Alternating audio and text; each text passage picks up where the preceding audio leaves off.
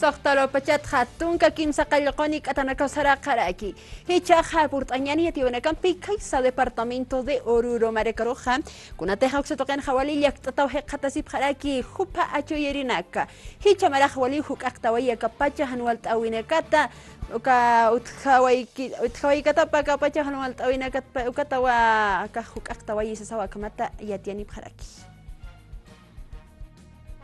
Productores de quinoa hupa achuyere nakaja wali yakt atapjewa oruro marganja achuyere nakaja rst oye bjarakiwa anchit kamaja wali huk aktawaye akachulqe achuyeja ni akim saqallaq tunka por ciento ukamarua por oyaraki sasina. Estamos en pérdida de la quinoa a la sequía, al clima, la inclemencia del tiempo que está haciendo. Acá Hanualt Awina Cajaut Hawaiarkiwa, fenómeno del niño, Pachamait Awina Campi, Machas, Huipis, Chichinacasa, Ukawaya Punacaroja, Ainach Awayaraki. Este año teníamos que producir, digamos, de una hectárea 30 quintales, tenemos que sacaremos 5 quintales de una hectárea, ¿no? Entonces ahora para el mismo transformación ya casi no tuviéramos producto. Am Taptañani, Gobierno Nacional Toquetja, Tacatas Carquiwa, Mercados, Toquenacaro al Taseñapaca, Quinoa Chuinaca, Oxa Toquetja, China Marcaroya al Hasirak Chispa, Ukamatua y Atiani Paraki.